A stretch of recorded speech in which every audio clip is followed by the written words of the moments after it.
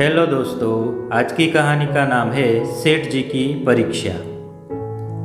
बनारस में एक बड़े धनवान सेठ रहते थे। वह विष्णु भगवान के परम भक्त थे और हमेशा सच बोला करते थे। एक बार जब भगवान सेठ जी की प्रशंसा कर रहे थे, तभी माँ लक्ष्मी ने कहा, स्वामी, आप इस सेठ जी की इतनी प्रशंसा किया करते हैं, क्यों ना आज उसकी परीक्षा ली जाए और जाना जाए कि क्या वह सचमुच इसके लायक है या नहीं। भगवान बोले, ठीक है, अभी सेठ गहरी निद्रा में है, आप उसके स्वप्न में जाए और उसकी परीक्षा ले ले। अगले एक क्षण सेठ जी को एक स्वप्न आया।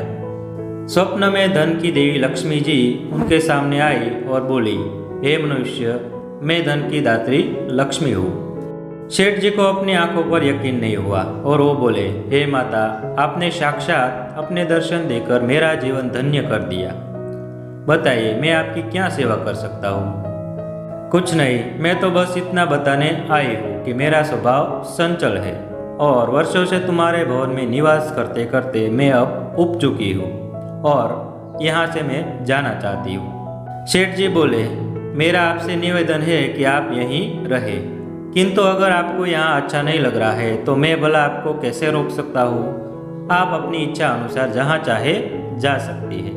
और माँ लक्ष्मी उसके घर से चली गई। थोड़ी देर बाद वे रूप बदलकर पुनः सेठ के स्वप्न में यश के रूप में आई और बोली, सेठ, मुझे पहचान रहे हो। सेठ, नहीं महोदय, आपको नहीं पहचाना। यश, मैं यश हूँ, मैं ही तेरी कीर्ति और प्रसिद्धि का कारण हूँ। लेकिन अब मैं तुम्हारे साथ नहीं रहना चाहता, क्योंकि माँ लक्ष्मी यहाँ से चली गई है, अतः मेरा भी यहाँ कोई काम नहीं। सेठ, ठीक है, यदि आप भी जाना चाहते हैं तो वही सही। सेठ जी अभी भी स्वप्न में ही थे और उन्होंने देखा कि वह दरिद्र हो गए हैं और धीरे धीरे उनके सारे रिश्तेदार व मित्र भी उनसे दूर हो गए हैं। यहाँ तक कि जो लोग उनका गुणगान किया करते थे वो भी अब बुराई करने लगे हैं। कुछ और समय बीतने पर माँ लक्ष्मी धर्म का रूप धारण कर पुनः सेठ के स्वप्न में आई और बोली, मैं धर्म हूँ।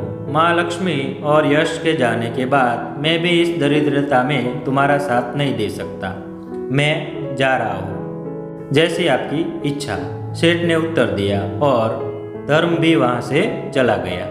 कुछ और समय बीत जाने पर माँ लक्ष्मी सत्य के रूप में स्वप्न में प्रकट हुई और बोली, मैं सत्य हूँ। लक्ष्मी, यश और धर्म के जाने के बाद अब मैं भी यहाँ से जाना चाहता हूँ। ऐसा सुनकर सेठ जी ने तुरंत सत्य के पांव पकड़ लिए और बोले, हे महाराज, मैं आपको नहीं जाने दूंगा। भले ही सब मेरा साथ छोड़ दे, मुझे त्याग दे, पर कृपया आप ऐसा मत करिए।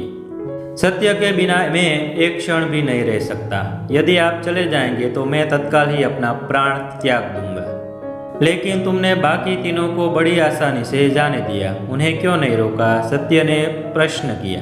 सेठ जी बोले, मेरे लिए वे तीनों भी बहुत ही महत्व रखते हैं, लेकिन उन तीनों के बिना भी मैं भगवान के नाम का जाप करते करते उद्देश्यपूर्ण जीवन जी सकता हूँ। परंतु यदि आप चले गए तो मेरे जीवन में झूठ का प्रवेश हो जाएगा और मेरी वाणी अशुद्ध हो जाएगी। भला ऐसी वाणी से मैं अपने भगवान की वंदना कैसे कर सकूंगा? मैं तो किसी भी कीमत पर आपके बिना नहीं रह सकता। सेठ जी का उत्तर सुन सत्य प्रसन्न हो गया और उसने कहा, तुम्हारी अटूट भक्ति ने मुझे यहाँ रुकने पर विवश कर दिया। अब मैं यहाँ से कभी नहीं जाऊँगा। और ऐसा कहते हुए सत्य अंतर्ध्यान हो गया। सेठ जी अभी भी निद्रा में ही थे। थोड़ी देर बाद स्वप्न में धर्म वापस आया और बोला, मैं अब तुम्हारे पास ही रहूँगा, क्योंकि यहाँ सत्य का निवास है।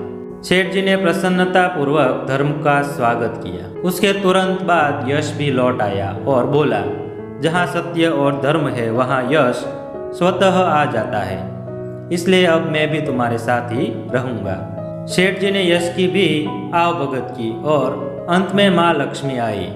उन्हें देखते ही सेठ जी नतमस्तक होकर बोले, हे देवी, क्या आप भी पुनः मुझ पर कृपा करेंगी?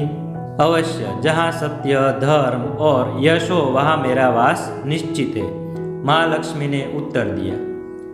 यह सुनते ही सेठ जी की नींद खुल गई। उन्हें यह सब स्वप्न लगा, पर वास्तविकता में वह एक कड़ी परीक्षा से उत्तीर्ण होकर निकले थे। तो दोस्तों, इस कहानी से हमें यही सीखने को मिलता है। हमें भी हमेशा याद रखना चाहिए कि जहाँ सत्य का निवास होता है वहाँ यश, धर्म और लक्ष्मी का निवास स्वतः ही हो जाता है। सत्य है तो सिद्धि, प्रसिद्धि और समृद्धि है। धन्यवाद।